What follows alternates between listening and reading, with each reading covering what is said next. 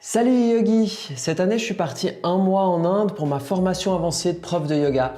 Là-bas, j'y ai appris la pratique du Bhakti Yoga. Alors, je vous vois déjà me regarder avec vos grands yeux. C'est quoi le Bhakti Yoga? Est-ce que c'est comme le Hatha Yoga, le Vinyasa? Eh bien non. Enfin oui, mais non. Le Hatha, le Vinyasa, l'Ashtanga, le Flower Power Yoga ou autres noms farfelus, ce sont des styles de pratique principalement axés sur les asanas, les postures en sanskrit.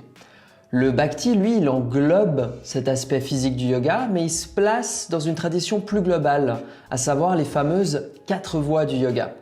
Les 4 voies du yoga, ou chemin, autoroute, ou ce que vous voulez, du yoga, ce sont 4 types de pratiques qui, selon les textes védiques, permettent de pratiquer le yoga. Et c'est le sujet de cette vidéo aujourd'hui.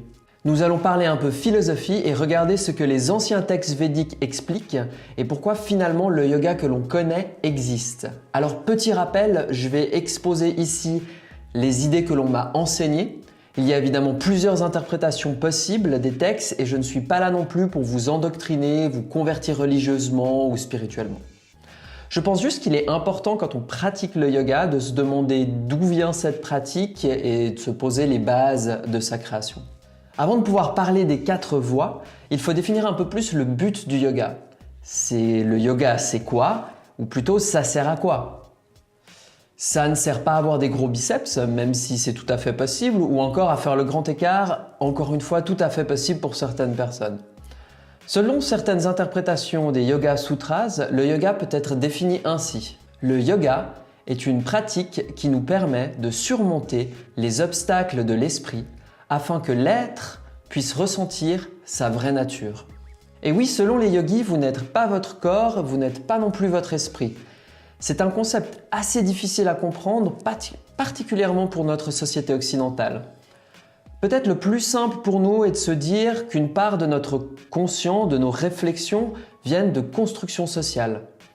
Et je généralise énormément ici, mais selon votre éducation, votre entourage, le lieu où vous avez grandi, vous allez modeler votre esprit et réfléchir d'une certaine façon. Si cet esprit, cette façon de penser peut être modifiée, est-ce que c'est vraiment vous? Je n'ai pas de réponse à cette question, mais pour les yogis, la réponse est clairement non. Vous êtes quelque chose de plus profond que ça. Vous n'êtes pas votre corps, vous n'êtes pas votre esprit, mais une énergie plus puissante. Selon les yogis, et particulièrement dans le Bhakti Yoga, la vraie nature de l'être est d'aimer, d'être dévoué à toute chose. Et on en parlera plus en profondeur dans une autre vidéo, mais en gros, les yogis considèrent ce monde comme une illusion. Pour être plus précis, un reflet du vrai monde. Imaginez le reflet d'un arbre au bord d'une rivière. Eh bien nous vivons dans le reflet de cet arbre et non dans l'arbre en lui-même. Le but est de trouver un moyen de vivre dans cet arbre. Oui, c'est clairement la matrice et je viens de vous résumer le pitch de Matrix. Notre esprit nous fait croire que ce monde matériel est le vrai monde, alors qu'en fait, ce n'est pas le cas. On pourrait en parler encore des heures, mais vous avez ici les bases pour comprendre la raison derrière les 4 voies du yoga et aussi la raison pour laquelle on pratique le yoga selon les anciens textes. On veut échapper ce monde matériel et pour cela, on pratique le yoga qui nous aide à surmonter les obstacles de l'esprit et ressentir sa vraie nature. Et c'est là qu'intervient l'idée des différentes voies du yoga. Ce sont en quelque sorte des méthodes que l'on peut suivre pour comprendre l'influence de notre esprit et trouver sa vraie nature. Les 4 voies sont l'Ashtanga Yoga, non relié à la pratique physique de l'Ashtanga, le Jnana Yoga, le Karma Yoga et le Bhakti Yoga. Parlons d'abord de l'Ashtanga et du Jnana. Ces 2 chemins ont en commun une chose. On doit laisser le monde matériel derrière nous pour pouvoir trouver sa vraie nature. Vous avez donc ici le cliché du yogi ermite qui part dans la montagne pour trouver sa voie. L'Ashtanga Yoga, encore une fois, non relié à la pratique de l'Ashtanga, correspond probablement à l'idée que vous vous faites du yoga. Ça a pour but de calmer l'esprit au travers d'une discipline rigoureuse et de beaucoup de concentration. C'est au travers du calme de l'esprit que l'on peut ressentir sa vraie nature. De cette voie découlent la plupart des idées que vous vous faites du yoga. On pratique les postures, la méditation, la respiration pour calmer son esprit au travers du Ashtanga, du Hatha ou encore du Vinyasa. Le Jnana Yoga, lui, est souvent représenté comme le yoga des intellectuels. Pas parce qu'il est réservé aux personnes intelligentes, mais car c'est une voie très cérébrale. L'idée derrière le Jnana Yoga, c'est que l'on peut, au travers d'analyse et de beaucoup de discernement, se détacher de notre esprit pour voir sa vraie nature derrière. C'est la voie qui considère que tout n'est qu'illusion et le but est de voir cette illusion qui nous permet ensuite de se détacher du monde matériel.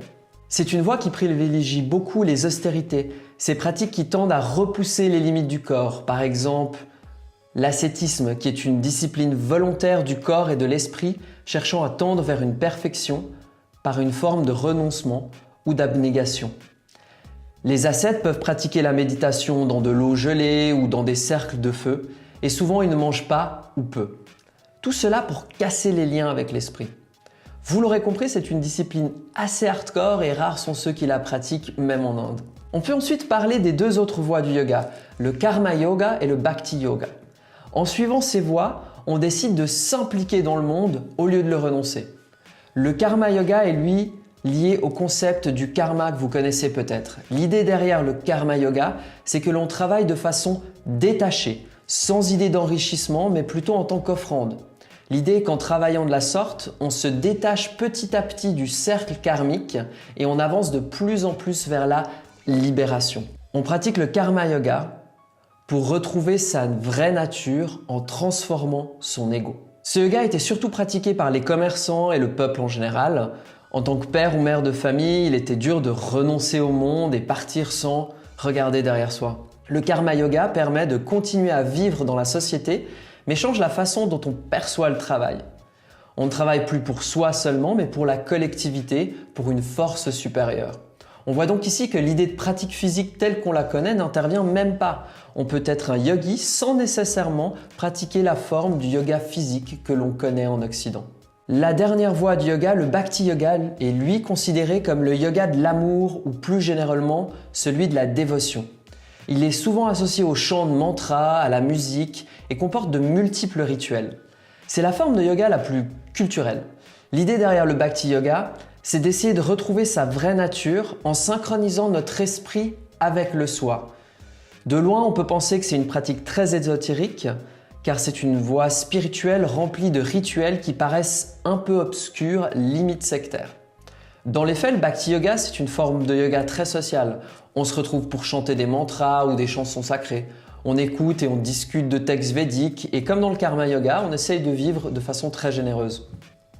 Concrètement, le Bhakti Yoga, c'est l'art d'utiliser ses dons, comme la musique, le sport, les mathématiques, la vente, et l'utiliser par amour.